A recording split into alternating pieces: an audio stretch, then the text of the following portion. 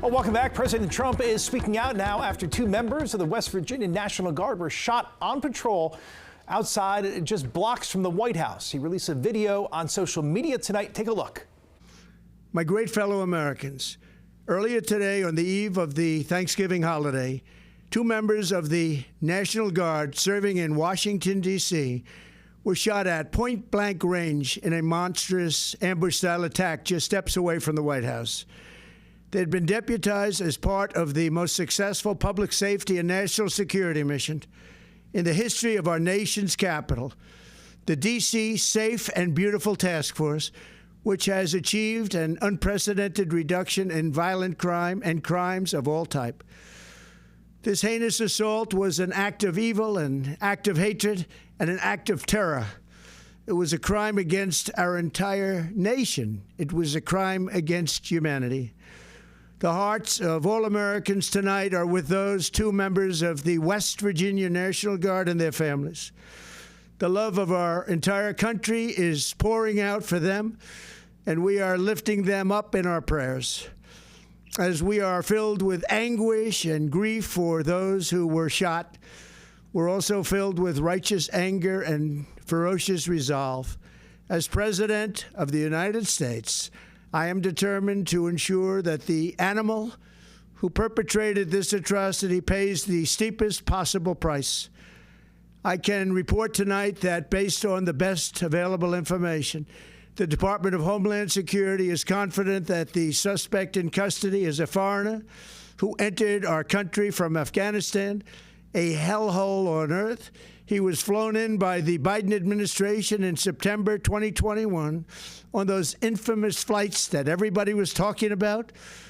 Nobody knew who was coming in. Nobody knew anything about it. His status was extended under legislation signed by President Biden, a disastrous president, the worst in the history of our country. This attack underscores the single greatest national security threat facing our nation.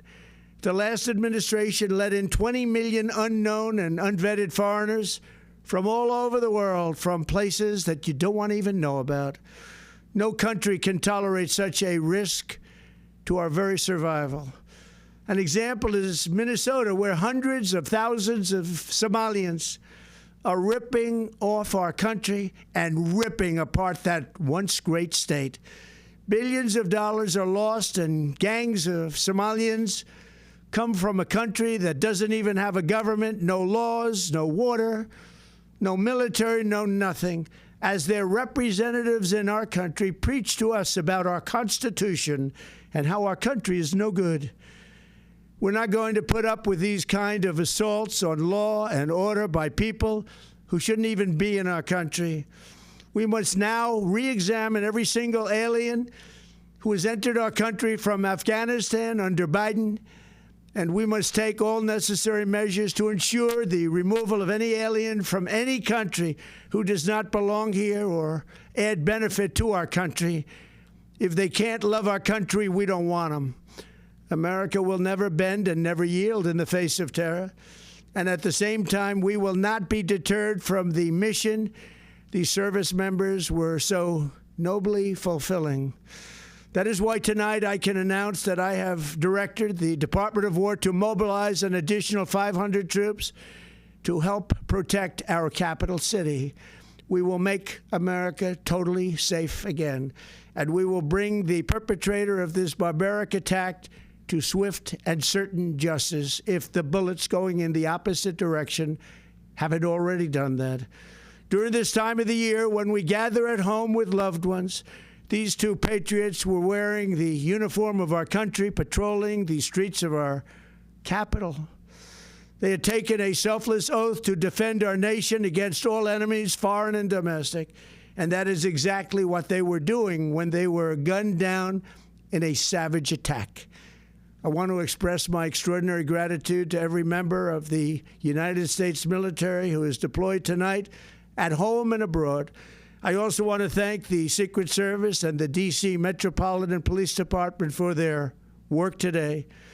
This Thanksgiving, I ask every family to say a prayer for the two great heroes who were so horribly shot and for their loved ones, please say a prayer. May God bless them and comfort them, and may God bless and protect the United States of America. Thank you and good night. All right, again, that was President Trump releasing that video from Mar-a-Lago down in Florida, where he is spending his holiday break there.